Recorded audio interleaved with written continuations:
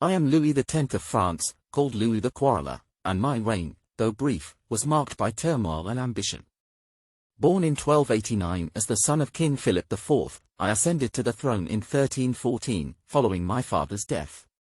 Little did I know, the crown I inherited would be a heavy one, fraught with challenges that would test my resolve and shape my legacy.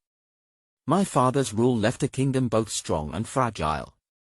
France was a powerful realm, yet fissures of discontent ran deep among the nobility, the clergy, and the common people.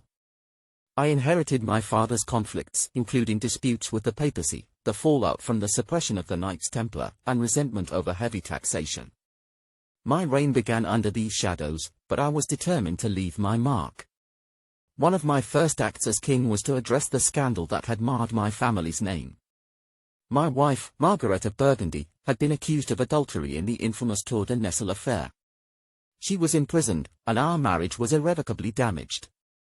This event not only tarnished my personal life but also shook the foundation of the monarchy. In 1315, Margaret met her end under mysterious circumstances, paving the way for my second marriage to Clémence of Hungary. With her, I hoped to secure an heir and restore stability to my lineage. Yet, personal matters were but a fraction of my concerns. The kingdom's finances were in disarray, and the grievances of the nobility threatened to fracture the realm. I sought to strengthen royal authority by continuing my father's policies of centralization. However, this often brought me into direct conflict with powerful lords who resisted my efforts. One of my boldest initiatives was to attempt reform in the judicial and feudal systems. In 1315, I issued the Charter Auxiliary Normands, a charter granting the people of Normandy specific liberties and protections. This was a calculated move to pacify a key region while showcasing my willingness to address grievances.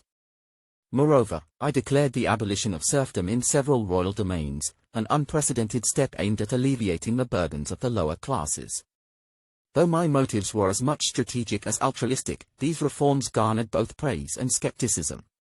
My foreign policy was equally ambitious. I sought to reassert French dominance in Flanders, a region of strategic and economic importance.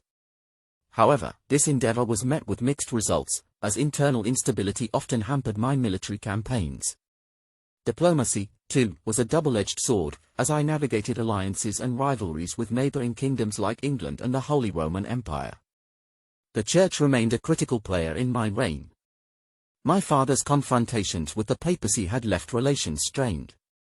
I worked to mend these ties while maintaining the monarchy's autonomy. Balancing the spiritual and temporal demands of my position was no easy task, and my efforts often met with resistance from both clergy and lay leaders. As my reign progressed, I felt the weight of time pressing heavily upon me. My health began to decline, yet I pressed on, driven by a vision of a stronger, more unified France.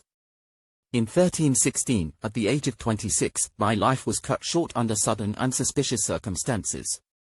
Some whispered of poisoning, others of divine retribution, but the truth remains shrouded in mystery.